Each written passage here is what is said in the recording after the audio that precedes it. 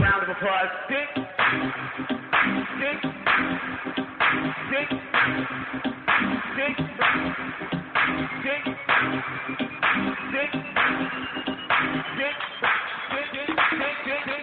Round of the hand. We could have homes on separate coasts, go dive in Greece with squids. Could have been so bleeping rich, but instead we had kids. They won't smile for a photo, they won't eat the food we choose. That's why we're heading to the Parents' Lounge to drown ourselves in booze. Every day we're more exhausted, we haven't slept in years. They hit me in the nuts so bad, my eyes filled up with tears. And yes, we'd like to fake our death and go off of the grids, but the truth is we are softies and we truly love our kids. So join us every Tuesday night to laugh at all our pain. Evening in the Parents' Lounge is the cure to staying sane.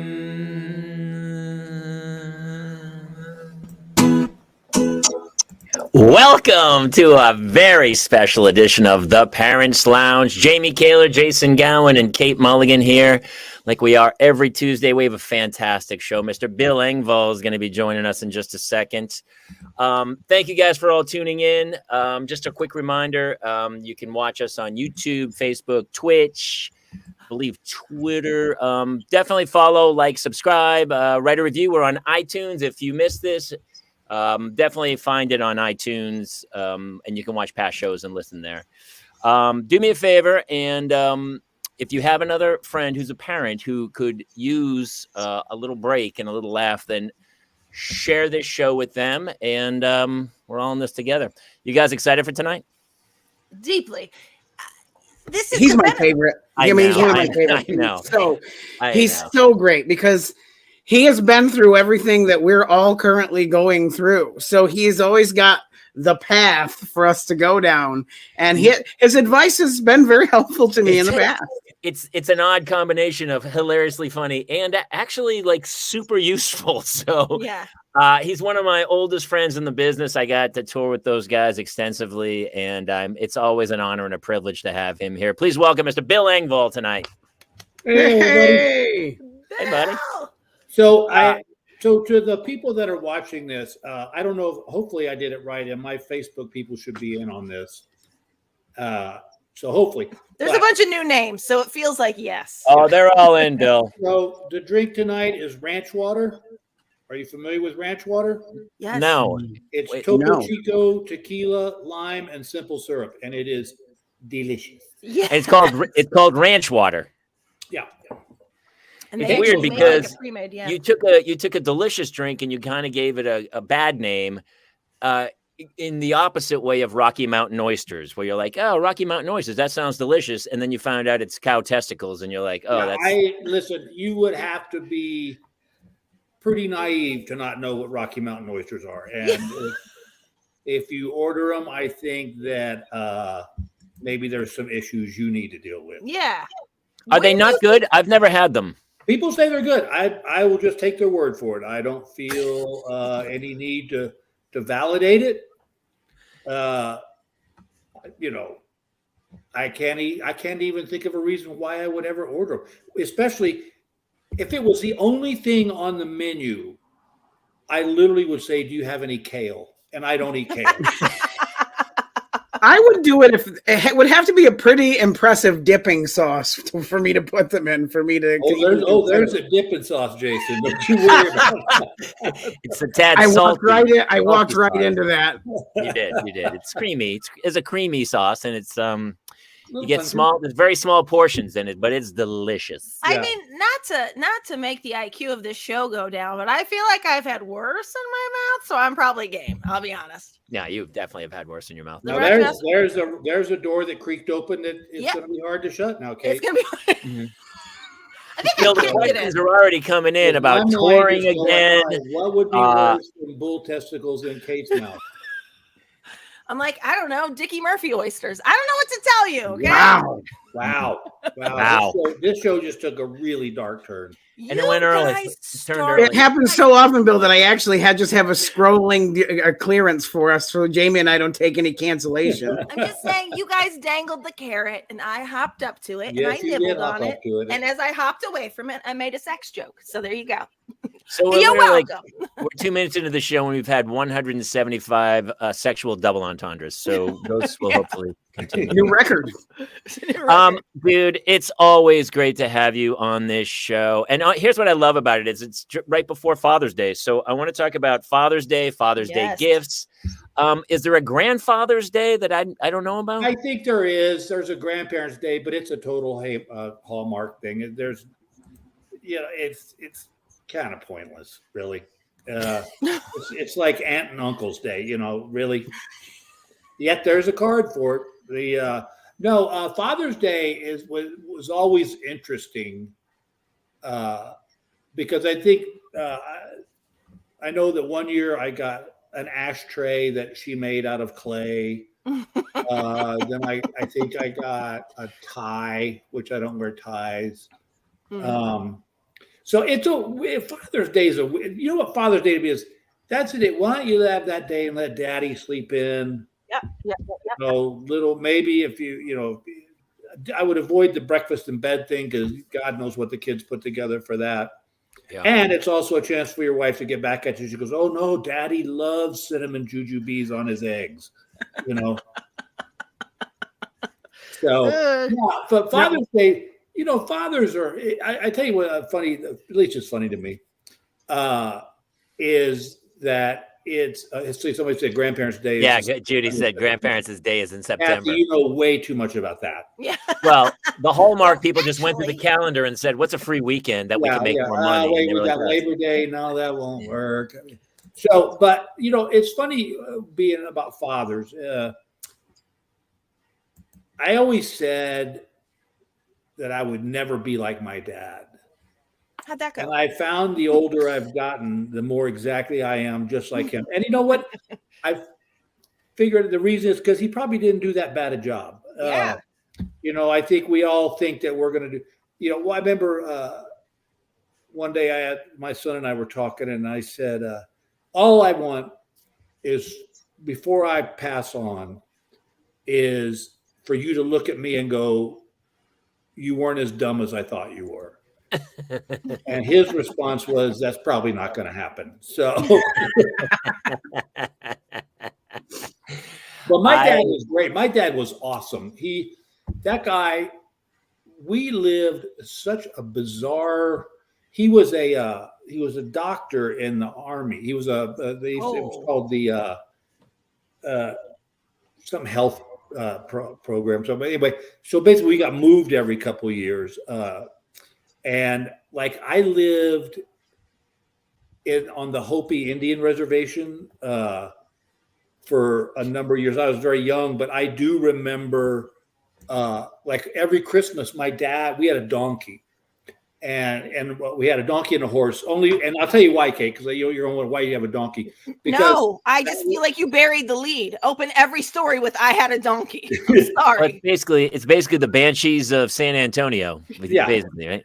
And basically, the reason we ended up with a donkey and a horse was because the Native American ladies and they didn't have money, so they traded. So for Dad to deliver a baby, they gave us a horse and then a donkey. And holy goodness. So I remember every Christmas, my dad would trailer the donkey up to the top of a mesa that was like 800 feet high, where there was a little village with kids, and he would be Santa Claus for these kids. And they would give us I have hanging in my wife and I's room a rug that's probably 5 by 5 that was hand woven by a woman on a loom, and she dyed the yarn. And like I was given a handmade bow and arrow with eagle fletchings as feathers as the fletchings and hand painted, and I wish I had it now, but when you're 9, you go, this sucks. I can't play with it. Yeah. You know, but Dad always had, he always, family was very big to him, even though he was gone quite a bit. Because that was back when doctors made house calls and stuff. But he always found time for us, whether we went camping or, he would throw the football with me in the front yard or help me hit a baseball, So it's funny because if I had to look back over the years that my dad was alive, if I had one regret, and this is going to sound really weird, I wish that he had disciplined us more.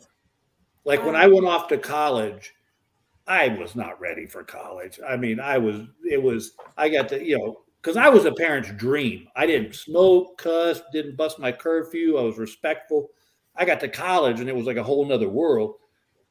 And I think my first semester grade point average was 0.76. And instead of jerking me out of college and saying, let me show you what the real world's like, he said, well, if that's the best you can do. And I knew it wasn't the best I could do. I was just being lazy. But that's why, I wish that he had been a little stricter then. Now looking back, it's funny because one day I had started to make some money, and we were visiting my dad, and he and I were having a scotch together. And I said, Dad, I want to repay you for the college that you wasted on me. He said, it wasn't wasted. He said, you learned what you need to learn. And, sometimes books are not for everybody, and you learned how to deal with life. And I said, I know, because back then I went to a little school called Southwestern University in Georgetown, Texas.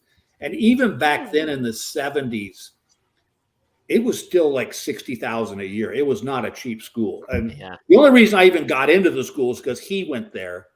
And he gave money, and I had, it's not going to be good when you walk into your freshman English class and you have the same professor that he had, and he was like a straight A guy.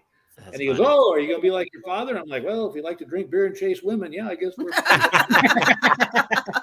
Well, apparently you learned how to write a joke and tell a story, which I believe are two very lucrative skills in this world. It's interesting, Jamie. You just triggered a memory. When we were kids, my dad we had to do this every Sunday night. I think we did it for 3 years. We all had to write a story. It didn't have to be a long one, just a story. And it was all the kids. And I was the oldest, and even down to the youngest. They had to write a story. Then Sunday night we would get together in the living room, and you had to stand up and read your story. Which, looking back, probably was the first seed of my end up on stage and telling stories. That's incredible. It's so funny, Bill, because we actually just talked about this recently. So my daughter, I was punishing her like stupid things where it was like no TV, no whatever. And I was like, well, this is not helping anybody. So I started making her write a story every time I punished her, which is probably bad because then she's going to associate that with punishment. But I said, listen, it can be a story. It can be a poem. It can be a cartoon. It can be anything creative. But I want you to write a story about what happened and why you felt the way you did and acted the way you did. And I have like a few of them taped to the wall. They are absolute gold. Where she's like, that's a brilliant idea because I would just go the opposite way you said. Not only is she learning how to write a story, but she's, as opposed to, like you said, I'm taking away your Xbox or blah, blah, blah. They don't care. It's like they know they're going to get it back. Yeah. And it's Dad was always great like that. Just really supportive. I remember he was an anesthesiologist. This is my dad. He was a general practitioner for 40 years. Then he went back to college and became an anesthesiologist. So, it's like he was way too disciplined and had goals. But he one day I was back at his house and we were talking about, I forget what we were talking about, but out of the blue, he goes, I've always wanted to try what you do. And I said, you want to try comedy? And he said, yeah. He said, he goes, because he said they've done a study, and I thought this was fascinating, that when you go in for surgery and you're under anesthesia, if the mood in the room is light and, it's not all heavy, that you tend to heal faster post-op. Wow. And so he was always very funny anyway. I still have people that come up and say, man, your dad was one of the funniest. Dad loved teaching. And so that would have been his dream. I think if he could, he would love to have taught med students. But they all said, he was very funny, and it was I know for a fact that one day, this shows you how times have changed. When we lived in Winslow, Arizona, he was one of 2 doctors. And so him and my mom had gotten divorced, and we went with Dad, which was weird at the time. That never happened. But I'm sure the judge said, well, he's a doctor and you left him for a league bowler, so I'm going to give the kids to him. Oh, God. And, at least elite bowler, not just a guy in a league on a Tuesday night. He probably carried a 180 average. He means he was at least a good bowler. It wasn't just like some dude in a league who put up like a 112, 115. He's not the guy that holds up his shoes and goes, there you go, come on. But back then, like, he would get a house. Someone would call. They would literally call the house. And he and I shared a room, and my little sisters had another room. And he said, I got to go. Do you want to go with me? And so he goes, I got to go to the hospital. And I would sit in the emergency room where the patient is. I just sit in the corner and wait till he was done, and then, but then, like, he would let me drive home. Like, I was driving when I was like 12, not without him, but I was driving a car. That's Texas. That's old to Texas, man. That was. I think they call that a Texas Uber, right? That's a Texas Uber. But he was awesome, and it was sad when we lost him. That's the one thing I think. Anybody that's lost any parent, it's like, to this day, he's been dead now 7-8 years, and every once in a while, like, I'll be watching a Cowboy game, and he and I would always call each other during the Cowboy games. And I'm going to call my dad. Oh, that'd be a hell of a phone call if I could get that one to go through. Yeah. But his presence is still around, and I know he's watching over me and my family. And one day I'll be with him again. But we had so many great trips, like the camping trips. You can't help it when you see your kids. Of course, you start thinking of your dad and stuff. Hey, as an anesthesiologist, when he put you to bed at night, did he go, "Hey, good night, buddy"? Count backwards from 100, and then no, he was very cool. But I did see him one time. There was a lady getting ready to go into surgery, and he walked in and said, "Hey, I'm Dr. Engvall. I'm your anesthesiologist. Just want to let you know everything's going to be great. You're going to come out of this shining." And he turned to the machine and he goes, "Oh, this is new. I haven't seen this one before." I'm sure he probably talked to the other doctors, and they were like, "Hey, when does your son Bill go to sleep?" 8 o'clock sharp. 8 o'clock. Exactly. 8 o'clock. You're like, every night, you're like, man, I go to bed at 8 and I'm just down. I don't know. I'm just out. Okay, so here's a question for you young parents. Do your kids still go to bed when it's light outside? Yes.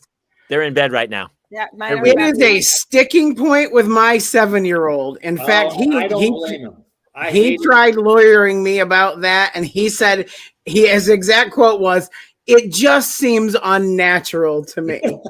He's right, by the way. You got a great point. Totally right. It is. Gail said she could remember vividly that she'd be in bed and the sun would be up and her friends would come over and go, "Can Gail come play?" They're like, "No, she's gone to bed." You know that people, like we were, I'm sure we did, but where we lived, back in Winslow, I mean, only rule was when the street lights came on, we had to be back at home. Yeah. Yeah. But the opposite's true too, because in the winter, when my kids were super young, it would get dark at like 5:15. I'd be like, "Bedtime." Yeah. And they'd be like, and they go, "It's only 5:15." I go, "But it's dark out." It's dark. Oh, sure. Now you can read a clock. Come on, get in bed. Right? Jason, you were just saying that your son's saying that just doesn't seem natural. I love when little kids come up with adult stuff. our Autumn, our granddaughter, we're down in Scottsdale at the house, and they came and visited. And I don't know where we have a new corgi puppy, and it's so Dutton, Autumn loves Dutton. And so my friend, I don't know where he found this, but it's a little statue of a gnome riding a corgi. And so so they came to visit, and we used the Facebook portal a lot. And so before they came, we said, "Hey, Autumn, we've got this gnome who rides this corgi puppy, but he doesn't have a name yet. So you're going to have to name him." Literally, they were down to our house in the next week. And she came up and she goes, "Papa, I've been thinking about this for ages. And we're going to name him Boopsy." And I said, "Okay, we'll call him Boopsy." And the whole story behind Boopsy was at night, he would come to life and run around the backyard. But then when the sun started coming up, he'd freeze wherever he was. So every night before we went to bed, we'd have to go move Boopsy around the backyard. God. You elf in the shelf to yourself. It was elf in a shelf, yeah, for sure. Also, I love when she says she's been thinking about it for ages. It is ages in her life. Yeah, like a week is 1/52 of her. You know what I'm saying? Like it's so funny because she loves. My daughter was telling me that she loves watching Bluey. Yes, and I actually like Bluey too because it's the dad's not perfect. It's like but they're Australian. Yeah. So Autumn's been watching this, and my daughter called me one day and she said, "Oh my God." Autumn and I were sitting at a table, and she goes, "Mom, I think I want to go draw some pictures. Do you want to give it a go?" I will tell you, my sister's son, when she had him only watching Sesame Street. This was ages ago. He's 16 now, but so he only watched Sesame Street. So he used to always watch Ray Charles. And Ray Charles, as you know, when he plays piano, he has got movement. Right. So my nephew, who when he was 3, sat down at my parents' piano and he played piano like this because he didn't know that's not just one person's style. That's just how what other way is there to play it? I only know that one, just that one way. Back to forth. Please tell me, Kate, you got a video of that. You know what? This is like when videos, like it wasn't on our phones. I mean, this is how long ago it was. So no, I don't think we had like the camcorder out or like I think it was Go phone. Or no, what were those little cameras? Well, they had I remember it was funny you talk about we have so many videotapes of the kids. But we got to go get them digitized because we had the VHS, a big camera. VHS. That's another thing I remember about my dad at Christmas. He had one of those like the kind of camp, like the old reel to reel. It's an 8mm. Big bar of lights that hooked to it, and he would film us coming in for Christmas. And we're like, what? We like those little gremlins, like light. Oh my gosh! I actually have a question from the chat. I was going to say, there's a million quick. Let me tell everyone out there that we there's so many comments. So if you guys have questions, definitely put them in. We'll try to ask Bill as many questions as we can get to. Right, so Jeff says, "I hold you for. I'm scared. I'm in my 20s. I'm scared because I want to have a family and be a father, but I'm scared to bring children up in a world that they. You know what, Jeff? I'm going to tell you this." The world's going to be what it's going to be. I'm sure that when I was born in 57 or 56, they had the Korean War. I'm sure our parents and their parents with World War. The world's going to be what it is, and you can't. If anything, I would say that kids help you get through that. That the extra peripheral stuff that you can't control and you can't understand, you can with your kids. And they're unfortunately somebody took a bite of an apple and it kind of screwed it for all of us. But it's going to be fine. I whatever happens in the world, one constant I can count on is my kids, and that's the kids I think they take some of the cynicism out of it. Because there's such an innocent and naivete that there's a beauty to it that it makes us childish in our views. Like, why? Oh. Yeah, why do I care about this when? Yeah, I got you right there. Yeah. Yeah. My kids just introduced horrible insecurity. I had my son, we were folding laundry. We've been trying to teach our 7-year-old to fold laundry, and he held up a pair of my underwear and he goes, "These would make a great hammock for me to sleep in the backyard." And I was like, he's pretty funny You're already. right. He's writing jokes. Yeah, he's. I mean, he's to be fair, it is weird. not shaming though, jokes, but because kids have no bias. They don't they have see no the filter. evil. Yeah. I remember. Do you want to talk about an idiot? One day I was picking Emily up. She had a sleepover at a friend's house whose name was Jennifer Chow, who later grew up to be a Laker girl, which was weird. When I was watching a Laker game, and she goes, "Yeah, that's Jennifer Chow right there." I'm like, "Wait, she slept in our house." But they were just little, and so I picked Emily up from Jennifer's house, and we were driving back, and I said, "Emily, I said, is Jennifer Chinese or Japanese?" She goes, "She's neither. She's just like us." And I went, "Okay, there's the stupid dad award." Yeah, I love. Well, yeah, that. Jeff, enjoy your. I don't know where in your 20s you are, but I would tell you this: if you want to take trips and stuff and really enjoy them, do it before you have kids. Yes, I was going to say the same thing. I love my kids, but when you bring kids on a vacation, it's like bringing your dog. It's like you got to find someone to watch it. It's like, Oh, yeah. Bill, you used the word vacation. I'm so confused. My kids have fantastic vacations. Oh, I yeah. have full-time jobs. I'm a driver. I also finance it. You're Yeah. the I you're wanted the to lone write a officer. Yelp review from my child to be like, "Oh, this all-inclusive trip was fantastic. We had Yeah, a wonderful time." Yeah. My driver got a little grumpy a couple times. I only gave him 2 stars, but aside from that, everything else was fantastic. I didn't know that the driver could take my iPad away, but okay. I guess, yeah, he has that kind of. Threatening to turn the car around, but I don't know. We were in Hawaii. I didn't know where he was going to go. By the way, Somebody- Jamie, if your daughter was really smart, when you tell her to write a story, especially because she's in this city, she would be like, I don't know if you know this, Dad. I can't write a story right now because all of us writers are on That's strike. right. That's what she should be telling you, is that there's a strike and she can't do it. Yeah. Jamie's fear is that she's going to turn it into a mini series, and it's going to be bad. Yeah. I won't even get to play myself. That's what's really the most horrible We're thing. We're looking for a Jamie Kaler type. Yeah, A Jamie and I'm Kaler. You would not be perfect. Bill, I'm sorry to bring something back, but you said you went to school in Georgetown, Texas. Yeah. I know Georgetown, Texas is being very nearby the Salt Lick. Was the Salt Lick there at the time? Salt Lick in Austin, yeah. Yeah, okay. Because I was gonna say we have friends that lived in Georgetown. Okay, if you get back there's as much as I love the Salt Lick, there's so many better ones right now. I know. There's some Rudy's. guy there who every day at lunch, it's just a line around the block. There's like a Franklin's bar. There's like Rudy's and Franklin's, I feel. Anyway, but yeah.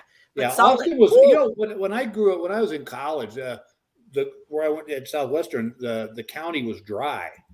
And so we had to drive basically to the next county over, which I guess somehow in the politician's mind, it was like, okay, we don't want the kids drinking here. So we're going to have the election when school's out. And then the first time they had the election when the college was in session, it passed like in a heartbeat. But, it was, there was a place in Round Rock, Texas on the way to Austin.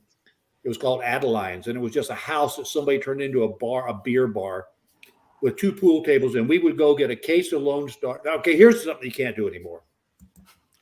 We would do this thing called Rollin'. And what Rollin' was, and it was a great date. It was a great date because you had to talk. We would drive to Round Rock to Adeline's.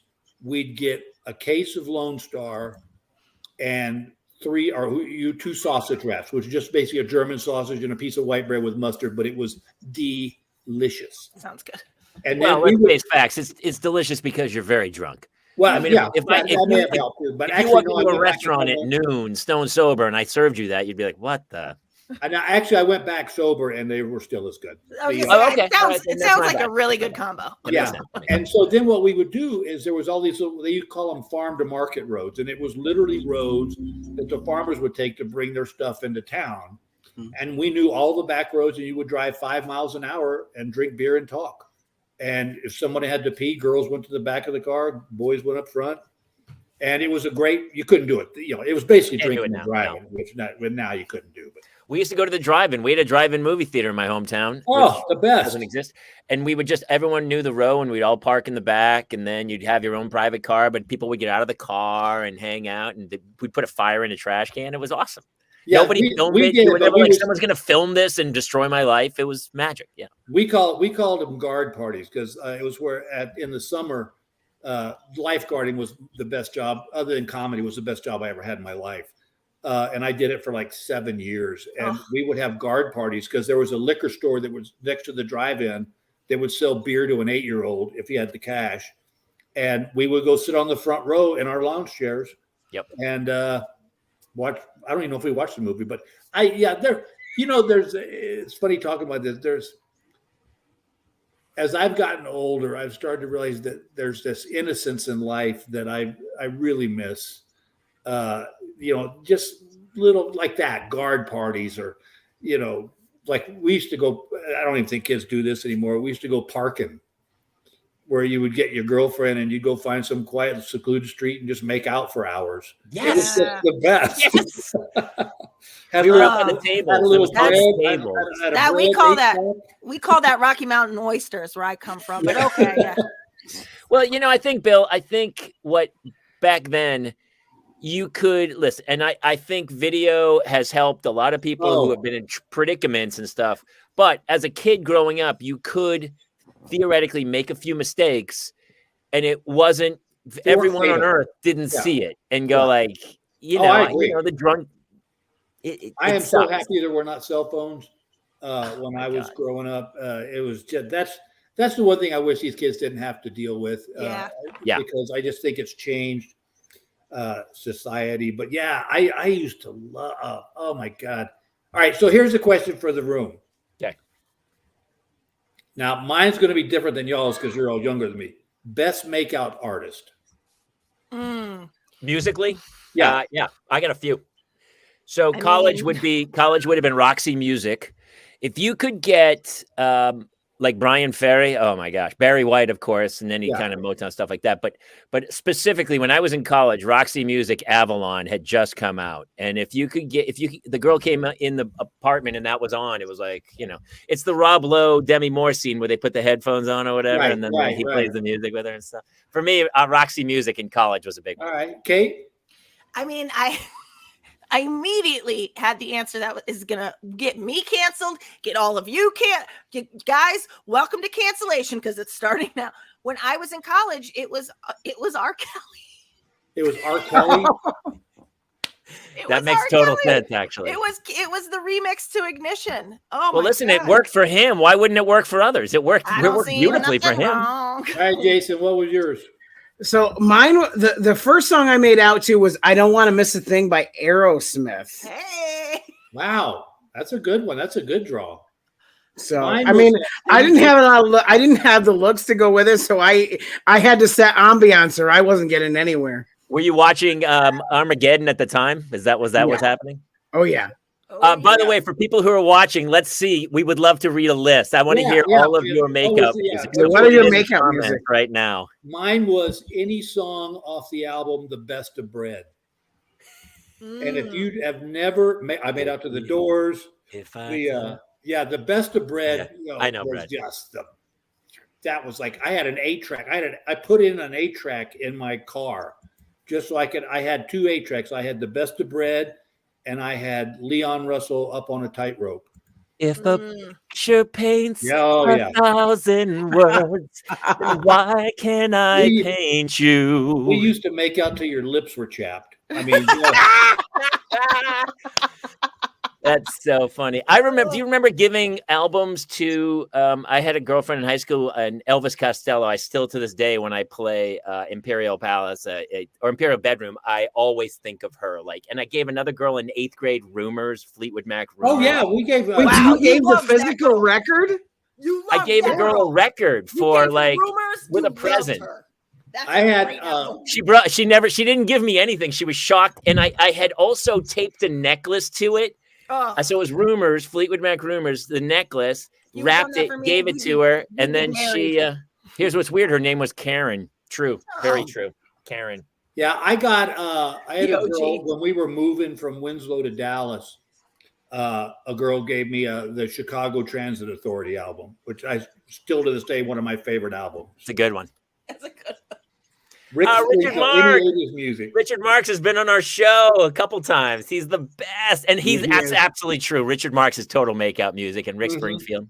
Great. It's so weird. No one else is saying R. Kelly. That's so And weird. there's Brad. There's Paula. Brad. Rush 211. It's weird to me too, Kate. I can't imagine why that is. It's weird, very weird. Why that? Back up to Brenda Wood, who's like got Rush, because from what I understand, Rush had no female fans. It was always just a dude fest at a Rush concert. Oh, REM was a good one. Yeah. Nice See, that was women kind of past my specifically. makeout days. Yeah. Although I will tell you that when I was dating Gail, I would go to her apartment and we would lay on the floor of her apartment and we would put on oh my God, what are the two guys?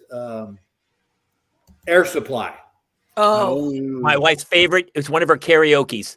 Air Supply. She crushes it. Yeah. She And loves it. And they're coming. They're we'd be coming here. And making- she's like, we should go see Air Supply. I think they're at the Bowl or something. You soon. know what? We saw them and they actually still sound pretty damn good. But yeah, we'd be making out and I'd unbutton one of her buttons and another one. And then she'd go, I got to go to the bathroom. And she'd come back, that shirt would be buttoned all the way back up. Leave that up there because John said Enya, and I had a girlfriend Enya. who loved the Irish. Yeah. Oh, and the girlfriend had stars. She had the glow in the dark stars all over her ceiling. Oh, yeah. I did was Enya. wild. Oh. she was This is 12. probably Got too it. old for you guys, but my room was lined in black light posters. The And Panther was the What are you, Panther up there. Disney no, ride? I had the one. It was the naked couple that stood back to back, and they made like a mushroom. I totally remember that one. That was epic. Yeah, that one, and I had an Onward Through the Fog blacklight poster, and my kind of rock and roll one was Iron Butterfly. That was what my mom was convinced I was on drugs. That's a deep cut. Can That's I a ask you deep about cut. the blacklight posters? Because for me, blacklights are amazing, except for my teeth show up as yellow as they Yeah, are. you got to keep your mouth over your lip over your teeth because Oh, you want to do this? yeah, thing? I had I remember I was like I would get into these phases. Like I remember my dad took us to Disneyland, and my favorite ride in the whole park was the Haunted Mansion. Absolutely. And so like I came back and I would do I had beads on where my door would be in Aw. black light, and I had a glow in the dark skull. Poison or rat? Okay, Kevin, that's it. I mean, were you my just God. sitting there making out, going round and round? Oh my God. Boston. That's So, a Boston. Boston was big. Actually, Boston was pretty. That was my era. Boston was pretty big. Garth Sally was Yeah, amazing. and that's why I talk about like I don't know. Maybe it's just like I said, maybe it's age speaking, but I just my girlfriends. We never had sex. We just made out, and that was like good enough. You know, it was like her dad would flip the porch light on and off. I don't know about that. But Listen, I'll tell you, you say I don't know about that, but if you've never had it, you don't know what you're missing. Yeah, that's So Oh. it was just enough. And I always that was my fault. I was stupidly went and had it, and then I set the bar. And But Yeah. how Well, young though, Jamie? You spent some years just kissing. No. a couple. I was 16. 16. Yeah, I mean that's like 15, 16 years old. You know but it was like I remember Like 8th grade making out. I totally remember 8th grade making out. yeah, doing that, and that her dad would flick the porch light when it was time for her to come in, and but I always dated to the good girls. I mean, Yeah. like this one girl I was in high school. Oh my God, I washed her dad's cars, I mowed their lawn, anything, and she just was I'm like, all right, it is what it is. You got to learn to play drums and treat them horribly. Then they love you. Love you.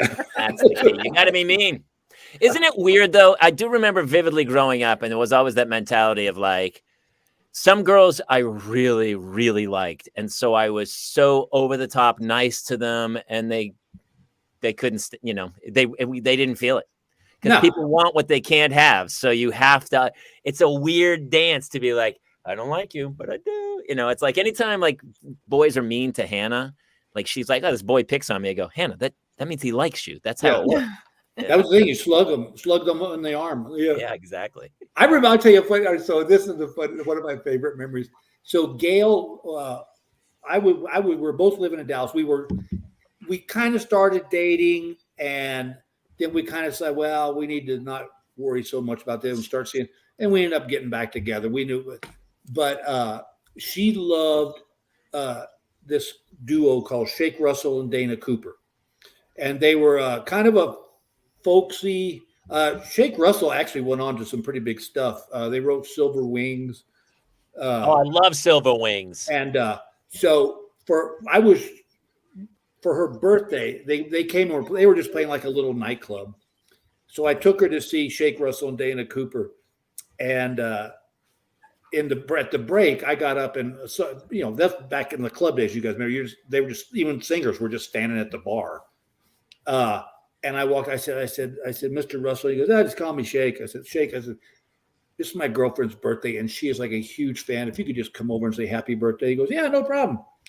He walked over and shook her hand and said happy birthday, and she told him she loves Silver Wings or Silver Threads. Silver Threads. I like Silver Wings. Yeah, Silver Wings is going too. But and so he walked away finally again. It was like she was in junior high. She like punched me in the arm. She goes, I love you. That's funny. We love you. So funny. I love you, you big palooka. And so, of course, my thinking was, all right, tonight's the night. So we finished, the concert was over. I started driving back to my apartment. She goes, where are you going? I go, I just thought, man. She goes, no, you better take me home. It's like, God. There's something magical in those jeans, and I got to find out what it is. What was your wedding song? Silver threads and gold, silver threads and golden needles. Yeah. What was your wedding song, Bill? Yeah. You know what, dude? Our wedding was such a shit fest. Oh. It was. Now you got to remember that was back in '82, and I remember her mom came to us and said, "If you'll elope, I'll give you $7,000." Oh. Which was about what a wedding cost back then. So we didn't even have a dance. We had the ceremony, then we had the reception at the Hilton, and like my friends were like making doggy bags, taking food from the wedding.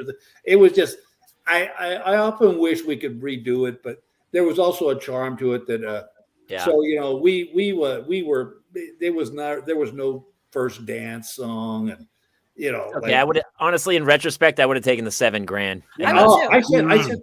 I said, let's take $7,000. We'll put $6,000 in the bank. $1,000. We can have a kick-ass party. Yeah. And the wedding song is money, money, money, money. That's what the wedding song is. Mulligan, what was your wedding song? It was Wilco, California Stars. Oh, that's a sweet one. Yeah, it was sort of a little. Jason, what was yours? Faithfully. From Iron Man. Faithfully. Faithfully. Oh, that's a good one. I was, however, wearing an Iron Man suit. Yeah, so it's. I initially thought you were saying Faith, like by George Michael, and I was like, well, I think it would be nice if I could touch your body. Not a bad wedding song. That's a good option. Her mom wouldn't have had it. So here's something that's changed. So my little niece got married, and I officiated the ceremony, and so we're at the reception. And any wedding I've been to before, there's always a thing called a cash dance. So if I wanted to dance with the bride, I walk up, give her $100 and dance with her. If you want to cut in, you have to give her money. So they get a honeymoon fund. Where? I tried to do this at my niece's wedding. These kids don't carry cash anymore. No. You have to do a dollar Venmo, the wedding Venmo. I'm going to Zelle you some money if that's cool. I'll Zelle. Yeah, it's like, no, carry. Who doesn't carry cash? I love carrying cash. I think carrying cash is such a power play at this day and age, because there is always going to be a time when you're going to be out and it's going to be like, well, it's cash only. And I'm like, don't worry. You know what's funny? By the way, it's the opposite now. Some places will not take cash. A lot of places won't take cash. Yeah. Well, I don't go there. I gave a guy the other day, I bought a cup of coffee and I gave the guy 20, and I swear to God, he looked at me like, what do I do with this? He couldn't do the math. He was like, No, oh, so I had to put a $2.40 charge on my Visa. Ugh. So He was like, "Can you insert this $20 bill into the credit card terminal and wait?" you know who it hurts the most? I used to bartend, and of course, I would make all my tips, right? oh yeah.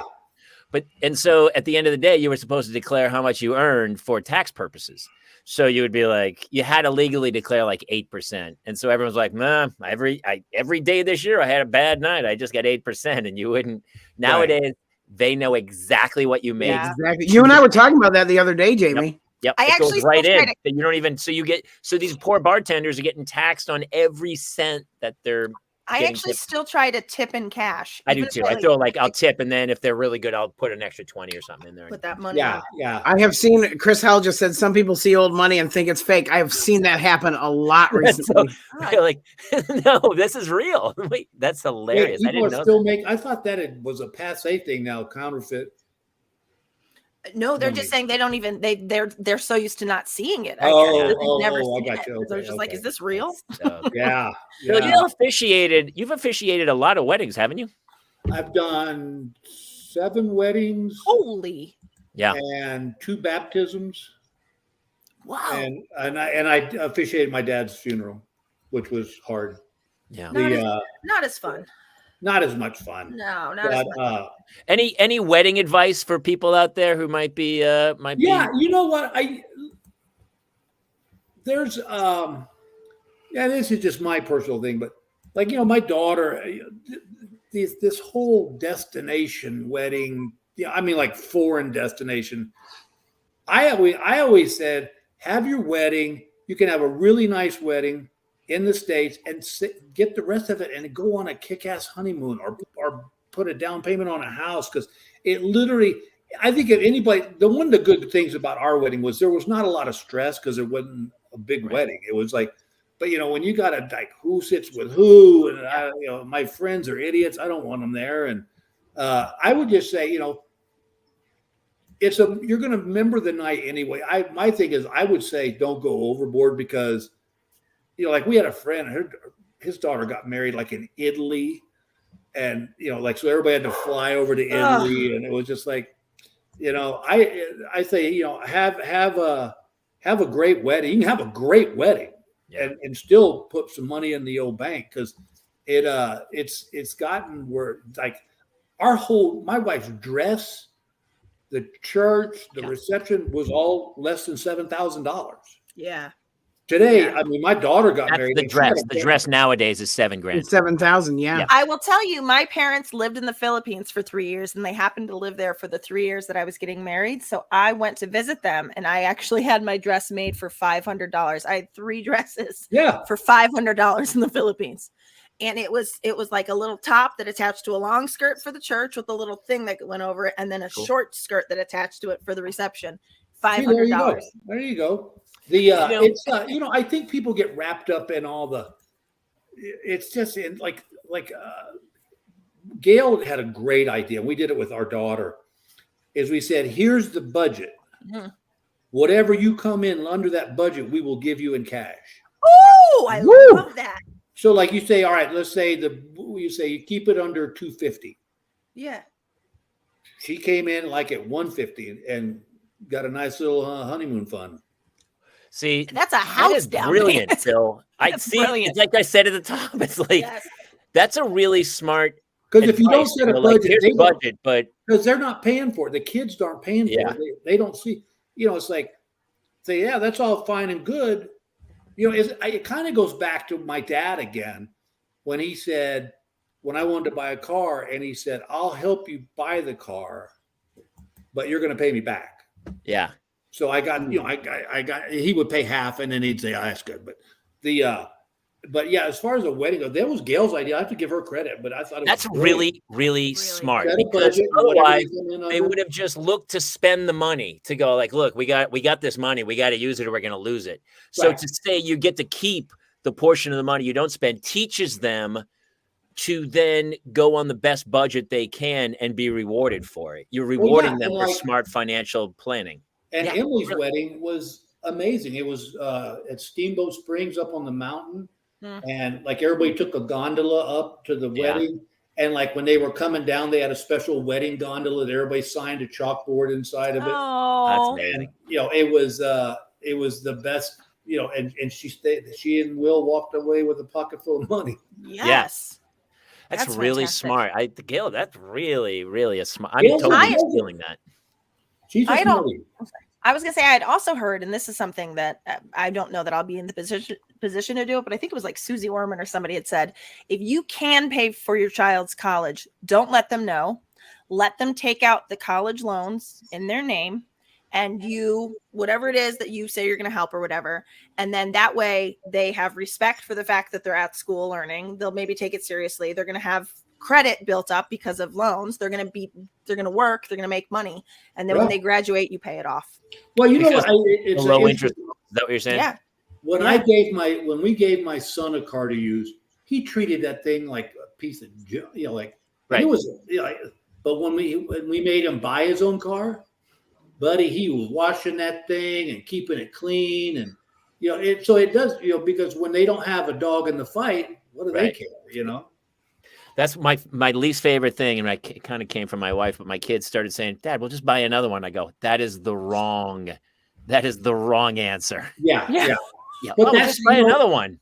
That's the generation they're raised in now. It's just and sadly it covers a lot. Your phone breaks, get a new one. Your stereo breaks, get a new one. Let me ask you this: Don't you think they're trained for that? Because products now, that piece of cloth in the other room that woman made on a loom and hand dyed that'll be the last thing left on Earth after the end of Earth, right? Because that's how people made things. We had one refrigerator my entire life. We had one phone, nothing. We never bought anything.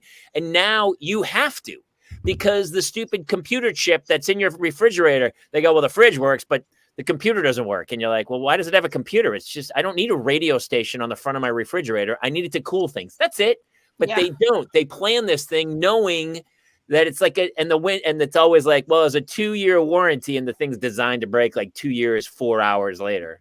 That happened with our furnace. The furnace itself was completely fine, but the motherboard on it was almost $5,000. Yeah, and they everything go, well, else it's just worked. cheaper to buy a new one. I mean, it's the same price. You're gonna the motherboards with the money. That's all.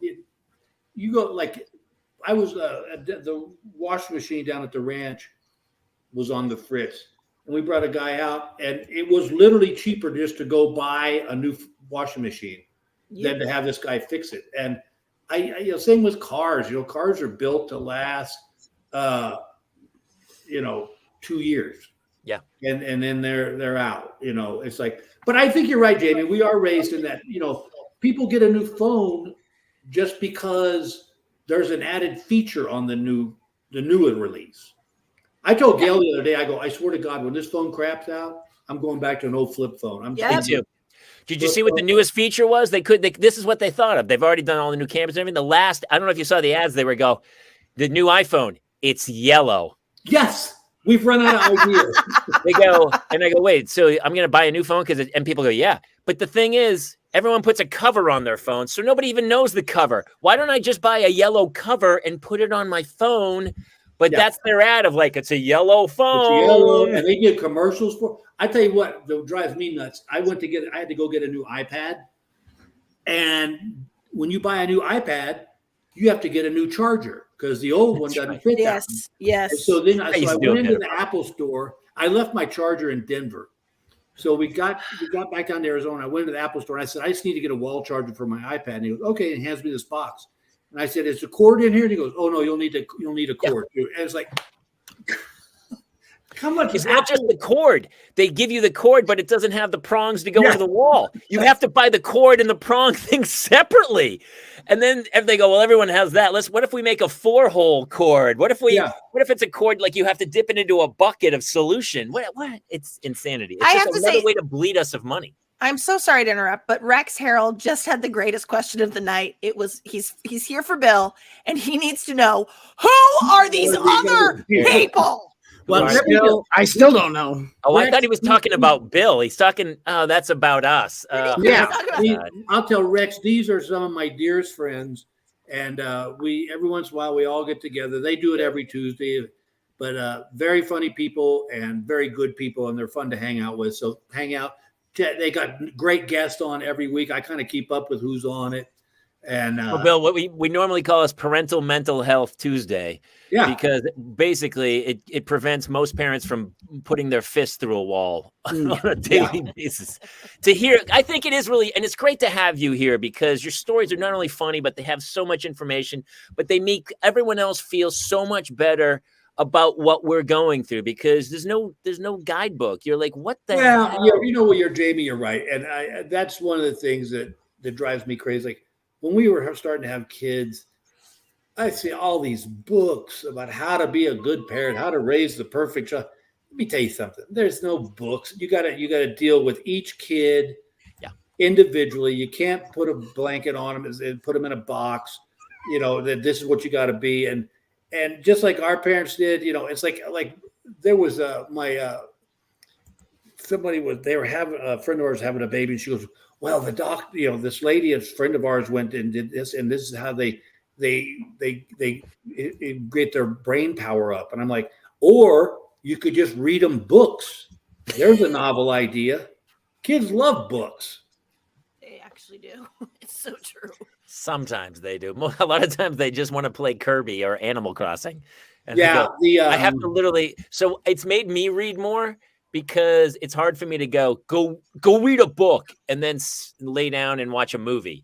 Lately I've been getting books, and I'll just go. Sometimes I'll make her read out loud, but other times I'll make her just lay next to me and read, and I'll read.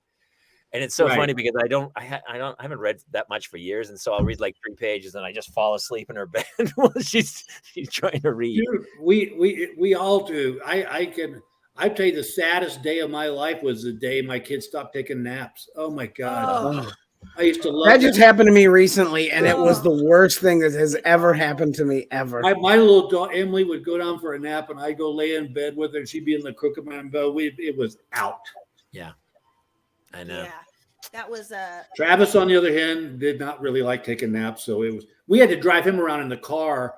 And then when we got back, we couldn't even get him out of his car seat. So Gail would sit on a bench on our front porch with the sliding door to our van open so he could get some air. And he'd just be like this in his car seat. Yep.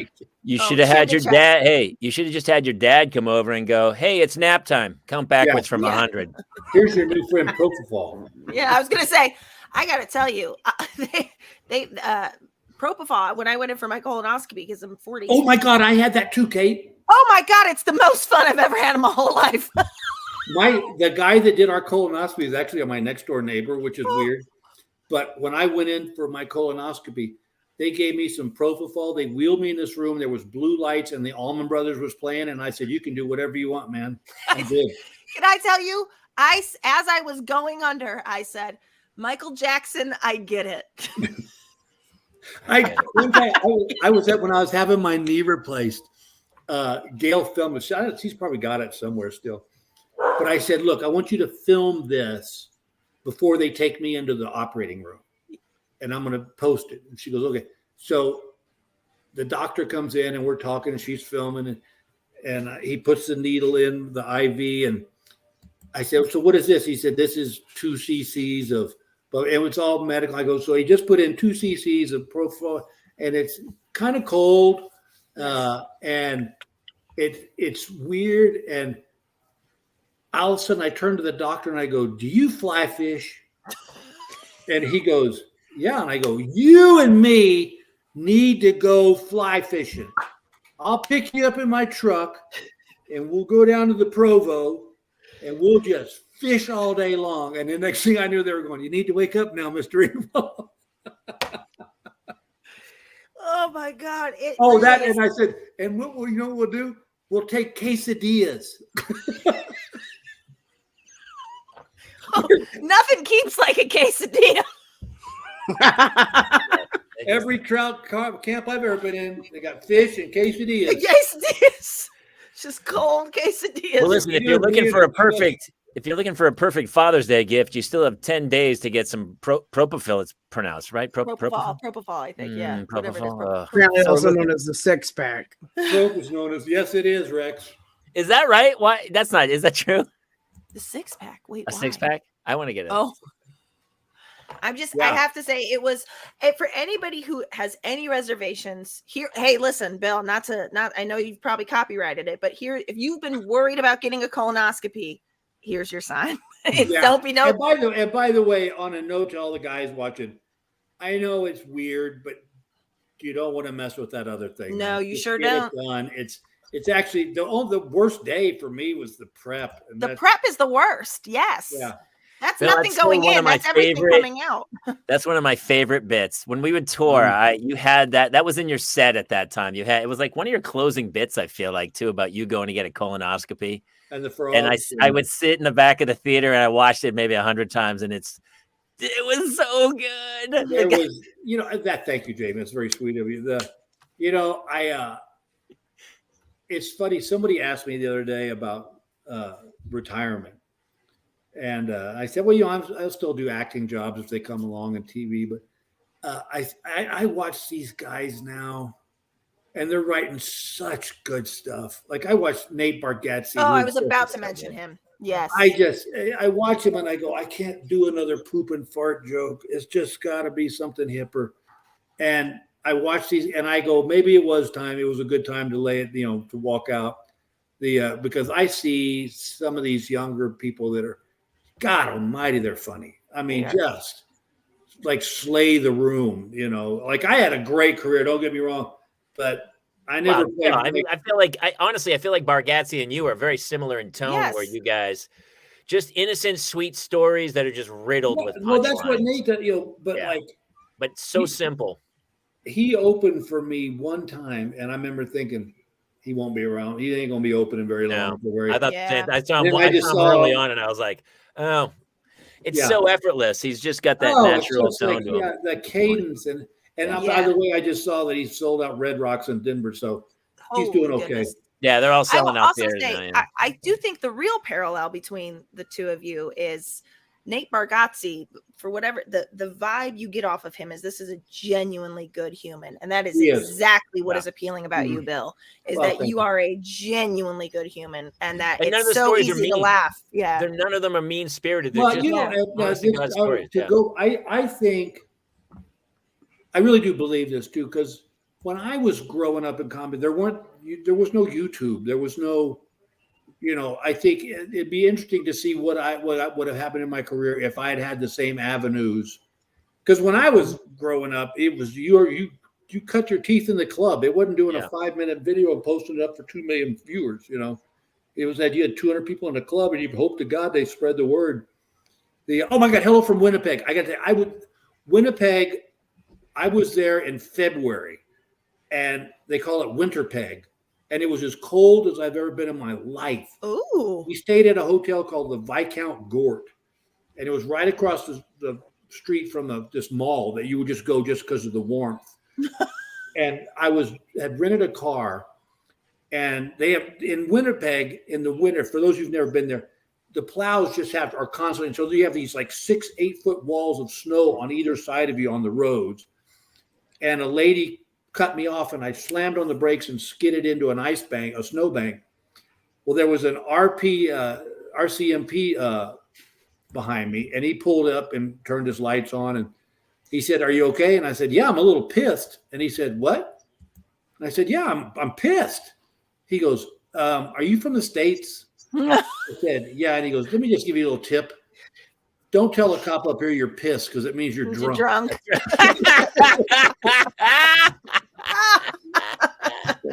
Yeah, good. No, well taken. Oh, that's boy. really funny. Really funny. Bill, you could own an island by now if YouTube was around. Yeah. Bill, I will say, I don't know if you've noticed the rapid fire text or the chat that has come the entire time, but it does seem the number one question, the number one sort of comment feels like people are saying, "God bless, we love you." Yeah, obviously.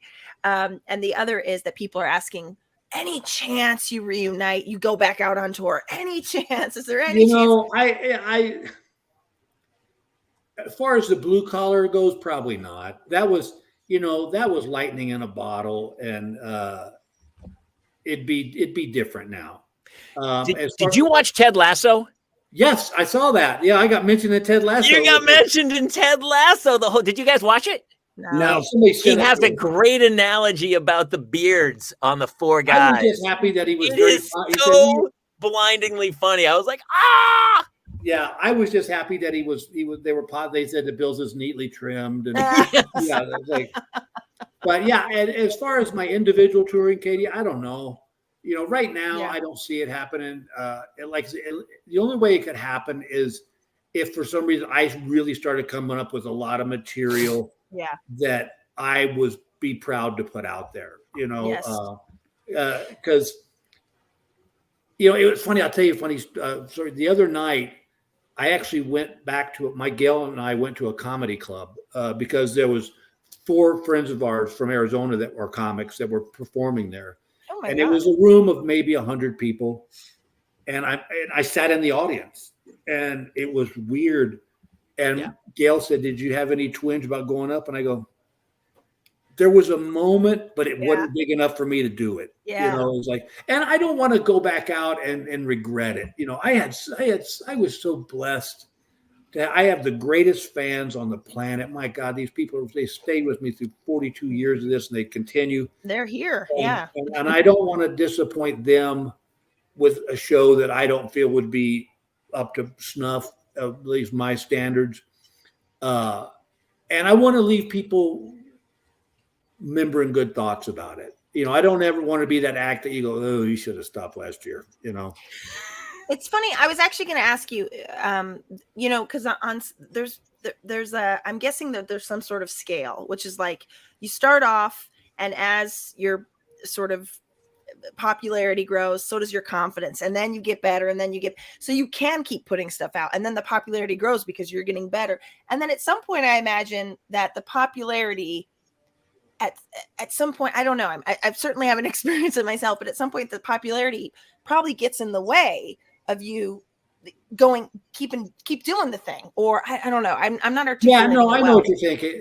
I think the other way I would go, but I haven't thought about this, was writing a show where basically it would just be me and have a chair on stage, a nice chair, and I would. A guy and a buddy of mine and I were talking about that when you come to the show, you are given a number, a phone number, and you set up a Twitter account. And I'd have like a burner phone that I could get just so that I don't have everybody's tweets on my Twitter page. Right. And I would take questions like, "Bob, where's Bob Jones?" Bob Jones, "Oh, hey, he wants to know." So, and then you do a funny story about that. Like almost like I would like to do something like Steve Martin did, but I don't play banjo. It's just like you'd have to market it. So like you'd have to say, this is not the way you're used to seeing Bill. Yes. So, like when Steve Martin plays a casino, they have to advertise and say, this is not a comedy show. Yeah. Because people see Steve Martin and they go, "Oh my God." And I would be the same one. But so funny, Bill. I love, that's the kind of formula I love. And I hosted this crazy wine symposium in Sonoma. And I go, it was a very serious. And the guy, he goes, "We're hiring you because." Because what? Jamie, you muted yourself. Jamie, yeah. I was like, I honestly thought that was just me that happened. No, he muted himself. I'm like, I'm in the Matrix. Uh-oh. There he is. Oh, nope. Can't hear you. Are you back? The wine company just came in and we'll get back to shadow Jamie banned after him. these words. Are you here now? Hey, do you like drinking wine? Who, me? Jamie likes drinking wine. I'm just trying to do an advertisement. Look at him. He's still talking. You're not back, Jamie. Honey, you're not back. I don't know what's going on. Did you pull your mic out? It felt like you pulled your mic out, maybe. Yeah, I think he might have pulled his mic out of the. Yep, I heard it just plug back in. Oh, there it is. There you go. You pulled your mic out, my friend. Pulled out too early. First time ever. You were hosting. So anyway, we did it exactly that way because they had 6 very serious winemakers and they hired me very specifically. They were like, "Hey, we want you to make it funny." So I wasn't sure exactly how to do it, except we did that. I said, "Why don't we just talk to the crowd and have questions?" So all I did was take a cordless mic, walk around the audience, and then have the audience ask the questions of the winemakers and then crack jokes on it. So you wouldn't even need a Twitter account. You just need a host or your MC or somebody with a cordless mic walking Jamie's around the auditioning. audience. Yeah, Jamie's looking for another gig. Yeah, Jamie's like, I'm on my listen. I catch the flight Hey. tomorrow. I can be there by he's like, noon. and also the mic's cordless, so I won't unplug it, so it's fine. Yeah, I know. Yeah, I would love. Yeah, listen, I would take Jamie Kaler out on the road again. With that, we had fun. We actually had some good time. We had a good time. But anyway, I'm gonna have to run. As Yes. always, this show is so much fun for me. I Thank know, you dude. to all the fans who showed up. Honestly, I was gonna let you go at 8, but I was like, we're hanging on to you. So listen, I know. we're gonna love wrap doing this as well too. Bill, we love you. Thank you so much. Have a great Father's Day, and You too, all the parents. please come back soon. All right, buddy. You guys be safe. All right. Thank See you you, so Bill. much, Bill. Bye bye. You guys don't say Get anything him bad outta about here. me. All right, now that guy who's on Bill's That channel is guy's going to be like, no, gone, yeah. seriously, who are these people? Why are these people here? Watch the numbers let's- drop rapidly. Well, listen, we got to go anyway. It's fine. it's Jason, fine. tell everyone where they can find us and how to share. You can find us every week live here Tuesday nights, 10 p.m. Eastern, 7 p.m. Pacific at facebook.com/The Parents Lounge, on YouTube, Twitch, and at twitter.com/Jamie Kaler. You can catch the audio version on iTunes, Spotify, Amazon, or wherever you get your podcasts. New episodes drop every Monday and Thursday. We've had great guests like Larry the Cable Guy, Jeff Foxworthy, Bill Engvall has been here a ton of times, Richard Marks, so many big Dave names. Keckner. Who else? We've had a ton of actors and stuff. Joel McHale's been on the show. Thank you guys so much. Anybody else got anything to say? Mulligan's muted. I muted myself you on purpose can- because there was an echo. I don't know. Just a little thing. You can catch me this weekend at the Syracuse Funny Bone. I am opening up for Meredith Masony. So if you want, go to the Funny Bone in Syracuse and grab your tickets.